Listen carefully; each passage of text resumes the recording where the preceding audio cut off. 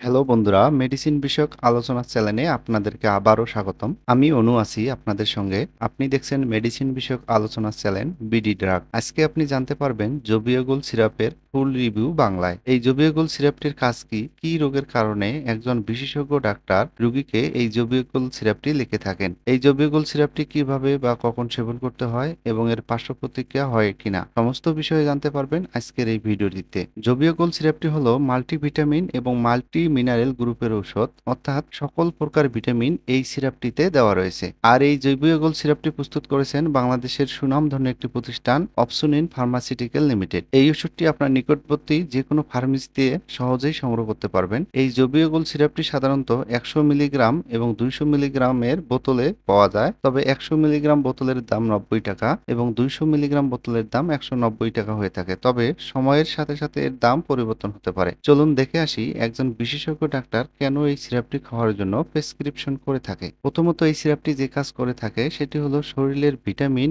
এবং মিনারেল এর ঘাটতি পূরণ করে এবং গর্ভবতী এবং স্তন্যদানকারী মায়েদের অতিরিক্ত পুষ্টির চাহিদা পূরণ করে থাকে। দ্বিতীয়ত যে কাজটি করে থাকে সেটি হলো শরীরের পুষ্টির ঘাটতি পূরণ করে এবং আপনাকে করে তোলে আরো শক্তিশালী এবং প্রাণবন্তময়। এছাড়াও এই সিরাপটি যেসব কাজ করে থাকে, বিশেষ করে শিশুদের খাবার অরুচি থাকলে শিশুদের খাবার রুচিকে বৃদ্ধি করে, রোগ প্রতিরোধ ক্ষমতা বৃদ্ধি করে, এছাড়াও হাড় ও দাঁত মজবুত করে রাখে, স্নায়ুতন্ত্র ও মস্তিষ্কের কার্যক্ষমতা উন্নত করে, চুল, ত্বক ও নখের সৌন্দর্য বজায় রাখে। এটি শিশু থেকে শুরু করে বয়স্করা সবাই এটি খেতে পারবে।